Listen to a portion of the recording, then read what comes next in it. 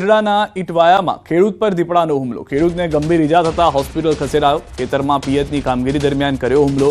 ખેડૂતનો અવાજ સાંભળી પાડોશીઓએ કર્યો બચાવ. સમગ્ર ઘટનાની વન વિભાગને કરાઈ જાણ. વન વિભાગે દીપડાને પકડવા તજવીજ શરૂ કરી.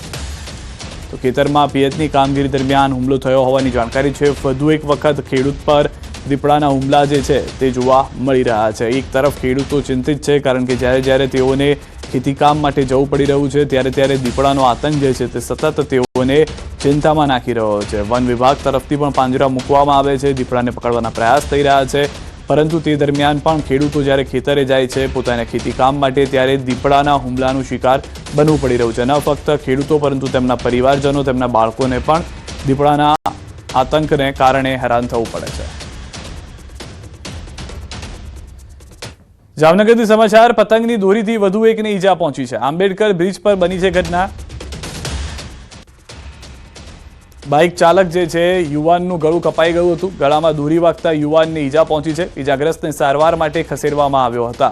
આ દ્રશ્યો પણ આપ જોઈ રહ્યા છો કે બાઇક ચાલક યુવાનનું આંબેડકર બ્રિજ પર દુર્ઘટના દરમિયાન ગળું કપાઈ ગયું હતું. બ્રિજની ઉપર જ્યારે તે જઈ રહ્યા હતા ત્યારે ગળામાં દોરી વાગતા યુવાન ઈજાગ્રસ્ત થઈ ગયા હતા. પતંગની દોરીથી વધુ એકનું ગળું કપાયું હોય તેવા દ્રશ્યો જે છે તે હાલમાં જોવા મળી રહ્યા છે.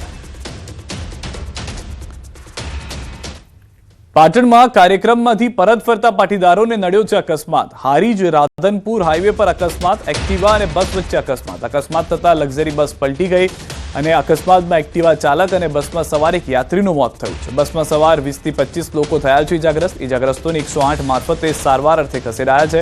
પાટીદાર સમાજ શંખેશ્વર કાર્યક્રમ પૂર્ણ કરી પરત ફરતા તેઓને અકસ્માત નડ્યો હતો.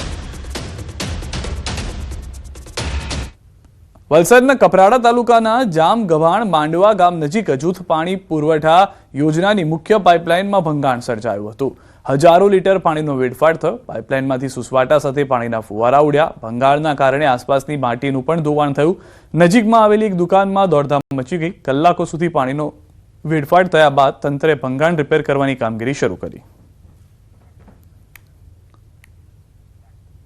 મહેસાણામાં શ્રી વિશ્વકર્મા નિર્માણ ફાઉન્ડેશન દ્વારા એક ઐતિહાસિક મહાસંમેલનનું આયોજન કરવામાં આવ્યું. સંમેલનનો મુખ્ય ઉદ્દેશ પંચાલ સમાજમાં ઘટતી જતી વસ્તી સામે જાગૃતિ લાવવા અને સનાતન સંસ્કૃતિના પાયા સમાન સંયુક્ત પરિવાર પ્રથાને પ્રોત્સાહન આપવાનો હતો. આ કાર્યક્રમમાં સમગ્ર ગુજરાતમાંથી 5000થી વધુ સમાજ શ્રેષ્ઠીઓ અને પરિવારો ઉપસ્થિત રહ્યા. આ સંમેલનમાં જે પરિવારોને ત્યાં બીજા સંતાનોનો જન્મ થયો છે તે દરેક પરિવારને ₹25,000નો પુરસ્કાર અને પ્રશસ્તિ પત્ર આપવામાં આવ્યા હતા, સન્માનિત કરવામાં આવ્યા હતા. સાથે છેલ્લા 10 વર્ષથી વધુ સમયથી સંયુક્ત કુટુંબમાં હળીમળીને રહેતી સમાજની 180 જેટલી મહિલાઓનું વિશેષ સન્માન કરવામાં આવ્યું હતું. દંપતીઓ એક બાળકથી આગળ વધતા નથી, પોતાના કેરિયર અનુલક્ષીને કે મોસક અનુલક્ષીને કે ખર્ચને અનુલક્ષીને. તો એ બાબતમાં આ સંગઠન, અમારું ફાઉન્ડેશન એ લોકોને મોટિવેટ કરે છે અને પોતે દ્વિતીય સંતાન લાવે તો પહેલા બાળકને પણ સુરક્ષા પૂરી પડે અને માતા પિતાને પણ સુરક્ષા પૂરી પાડે ભવિષ્યમાં. એના માટે અમે લોકો દ્વિતીય સંતાન લાવવા માટે ભાર મૂકીએ છીએ. અને દ્વિતીય સંતાન જે પણ પંચાલ દંપતીને આવે તેને અમે અત્યારે પ્રાઇમરી ₹25,000નો ચેક આપીએ છીએ માતાના નામનો. આનો મૂળ આશય સંખ્યા વધારવાનો છે અને સંયુક્ત કુટુંબો અત્યારે ઘટી રહ્યા છે અને વિભક્ત કુટુંબો વધી રહ્યા છે.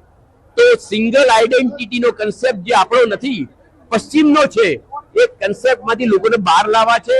ભાઈ ભારત એ ભારત છે. ભારત ભાગ એટલા પ્રકાશ, જે પ્રકાશમાં રત છે, પ્રકાશ જેની અંદર છે, એવો ભારત દેશ ફરીથી સક્ષમ થાય. ચોમાસાની સિઝન તો જતી રહી, પરંતુ વડોદરા શહેરમાં હજુ પણ અનેક રોડ રસ્તા બિસ્માર હાલતમાં છે. ક્યાંક રોડ પર ખાડા તો ક્યાંક ખુલ્લી ગટરો છે, જેને લઈને સ્થાનિકો તરફથી અનેક વખત ફરિયાદ કરવામાં આવી છે. ત્યારે શહેરમાં કોન્ટ્રાક્ટરો બેફામ બન્યા હોય તેવું લાગી રહ્યું છે. મુખ્યમંત્રીએ જે 122 કરોડના રોડના કામોનું ખાતમુહૂર્ત કર્યું હતું તે કામો પણ આ કોન્ટ્રાક્ટરે અભેરાઈએ ચડાવી દીધા છે. સૌરભ બિલ્ડર્સ અને ગાયત્રી કન્સ્ટ્રક્શને એક પણ રોડનું કામ શરૂ કરવાની તસદી લીધી નથી. છાણી, ગૌરવપથ સહિતના વિસ્તારોમાં રસ્તાનું વર્ષોથી ટલ્લે ચડાવી દેવામાં આવ્યું છે કામ, અને અધિકારીઓ પણ કોન્ટ્રાક્ટરનો માત્ર નોટિસ આપી સંતોષ માની રહ્યા છે. ત્યારે આવી એજન્સીઓને બ્લેકલિસ્ટ કરવા સ્થાનિકો માંગ કરી રહ્યા છે. જે વરસાદી ગટરની મોટી મોટી કુંડી કરી છે બધી ખુલ્લી છે આખી, એટલે ગાય તો પડી જ જાય છે. ગાયો તો અહીં ચરતી હોય તો પણ છોકરાઓનો અમારા ગેટની બહાર રમવા નથી મોકલાતા, સાયકલો ચલાવવા નથી મોકલાતા, કશું જ નહીં, અંદર રાખવા પડે છે છોકરાઓ. આ બધા કામો જો વ્યવસ્થિત ટાઈમલાઈન પ્રમાણે પૂર્ણ થાય તો બધાની અગવડતા દૂર થાય અને એનો નિકાલ આવે. એટલે દરેક વ્યક્તિ માટે જે કોન્ટ્રાક્ટર હોય કે જે પણ હોય એના માટે એક ટાઈમલાઈન સેટ કરવી પડે કે આટલા સમયમાં આ પૂર્ણ થઈ જવું જોઈએ, જેથી લોકોને અગવડતા ના થાય. અધિકારીને જ્યારે કામનું સ્ટેટસ પૂછીએ તો એવું કહે કે ભાઈ કોન્ટ્રાક્ટર ફોન જ નથી ઉઠાવતા, નોટિસ આપે છે એનો જવાબ નથી આવતો. એનો મતલબ એવું થયો કે કોન્ટ્રાક્ટર અધિકારીઓ કે સત્તા પક્ષ હોય એના ઉપર ભારે છે. જે કામ જે અમે વર્ક ઓર્ડર આપેલા છે અને જેમાં જે કોન્ટ્રાક્ટરના જે કામ ડિલે ચાલે છે એમાં અમે નોટિસ એમને આપીને કામ ઝડપથી પૂરા થાય, ટાઈમ લિમિટમાં પૂરા થાય એ માટે અમે એમને કડક નોટિસ આપીને કાર્યવાહી ઝડપથી કામો પૂરા કરવા માટે જાણ કરી છે. અત્યાર સુધી લોકો એવું સાંભળતા હતા કે વડોદરા શહેરમાં અધિકારી રાજ ચાલી રહ્યું છે, પરંતુ હવે પરિસ્થિતિ એવી છે કે અધિકારી રાજ નહીં પરંતુ કોન્ટ્રાક્ટર રાજ ચાલી રહ્યું છે અને અધિકારીઓ જે છે તે પોતાની જાતને કોન્ટ્રાક્ટરો સામે લાચાર મહેસૂસ કરી રહ્યા છે. કારણ કે વડોદરા શહેરમાં કોન્ટ્રાક્ટરો એ હદે બેફામ બન્યા છે કે તેઓ સત્તા પક્ષનું કે પછી કોર્પોરેશનનું કંઈ પણ સાંભળવા માટે તૈયાર નથી. ખાસ કરીને વાત કરીએ તો સૌરભ બિલ્ડર્સ અને ગાયત્રી કન્સ્ટ્રક્શન છે, તેમને ઉત્તર ઝોન અને પૂર્વ ઝોનના રોડ બનાવવાનો વાર્ષિક ઇજારો જે છે તે આપવામાં આવ્યો હતો, પરંતુ સમય મર્યાદા પૂરી થઈ ગઈ છતાં જે આ કોન્ટ્રાક્ટરો છે તેમને પોતાનું કામ પૂરું કર્યું નથી. બીજી મહત્વપૂર્ણ અને ખાસ વાત એ છે કે કોર્પોરેશન દ્વારા વારંવાર આ કોન્ટ્રાક્ટરોનો સંપર્ક કરવામાં આવ્યો, પરંતુ કોન્ટ્રાક્ટરો જે છે તે કોર્પોરેશનના અધિકારીઓ સાથે વાત કરવા સુદ્ધા તૈયાર નથી. ત્યારે કોર્પોરેશન દ્વારા આ જે બંને કોન્ટ્રાક્ટર છે તેમને નોટિસ આપવામાં આવી છે અને તેમને બ્લેકલિસ્ટ કેમ નહીં કરવા તે અંગેનો ખુલાસો જે છે તે પૂછવામાં આવ્યો છે.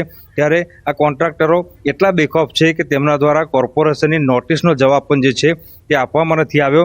એટલે ટૂંકમાં કહીએ તો અધિકારીઓ જ્યારે કોન્ટ્રાક્ટરોને છાવર્યા ત્યારે આ પ્રકારની પરિસ્થિતિ થઈ.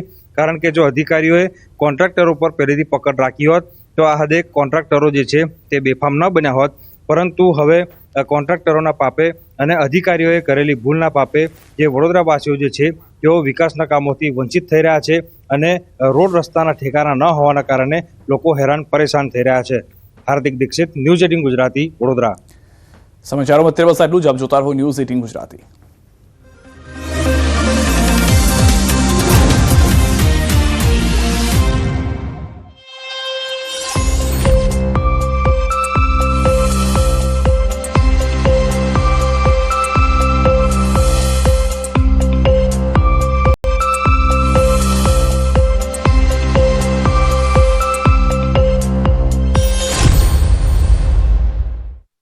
શ્રી સોમનાથ મહાદેવનું મંદિર એ આપણા રાષ્ટ્રનું પ્રથમ જ્યોતિર્લિંગ છે.